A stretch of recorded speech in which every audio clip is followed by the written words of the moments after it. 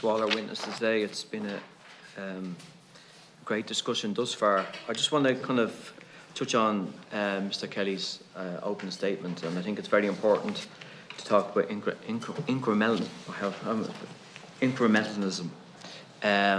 because I think it's a very important element of assisted dying, and I think it's a fallacious argument that, you know, if A is introduced, then B and C kind of follows, because where we've seen assisted dying introduced in the United States, Australia, New Zealand, generally the remit of that legislation has basically kind of been static, you know, generally.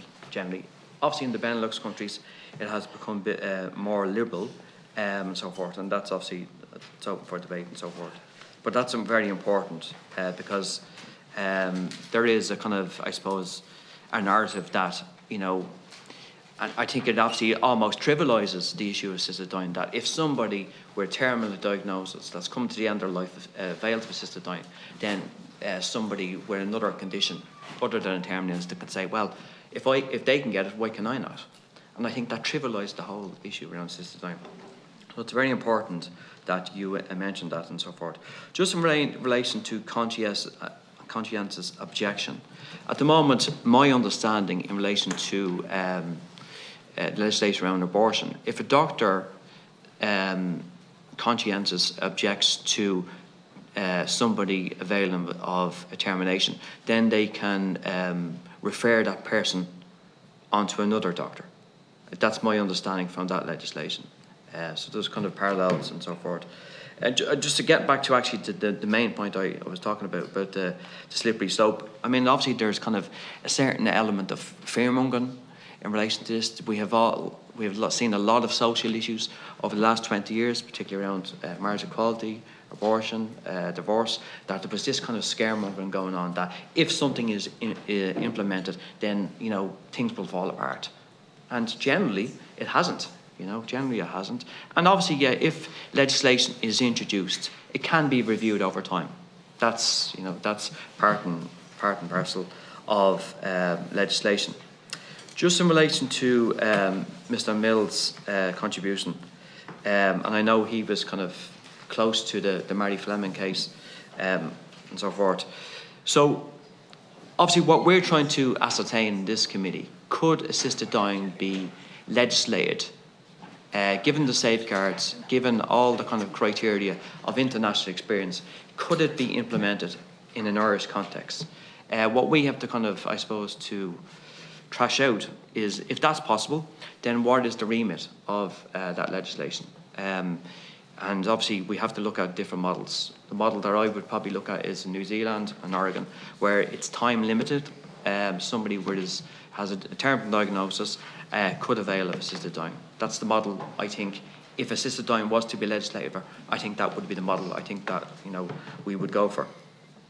So given all that, to both of you and Dr. Huspel as well, you know, what is your views in relation to conscientious objection, and also kind of how in an Irish context assisted dying could be legislated in Ireland?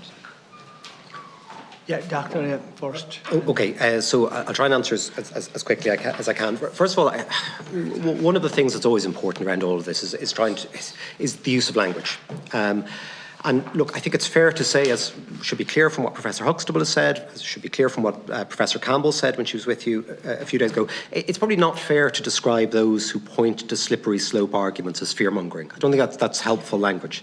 It is absolutely true that where you are not careful in how you frame legislation or how you frame the terms of assisted dying, that there are examples around the world where the way in which assisted dying is delivered has changed over time.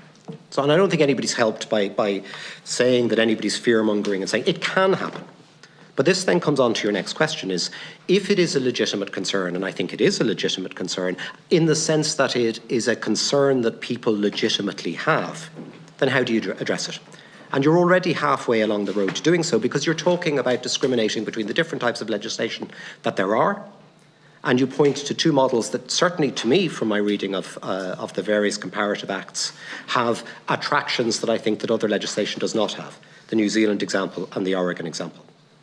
And I think that that is a sensible place to look. Also helpful as well that New Zealand comes from a very similar legal background to the sort of one that we have.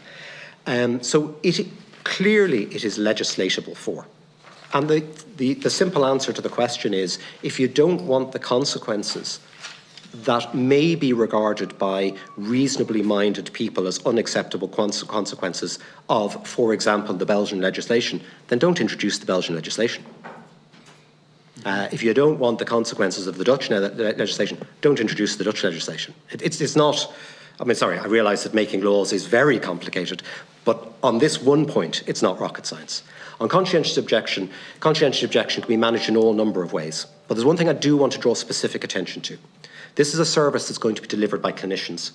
And one thing that has become clear from a review of the abortion legislation is the position of those who are lower down the medical hierarchy, junior doctors, non-consultant hospital doctors, who work in institutions who may have an ethos that is one way or the other.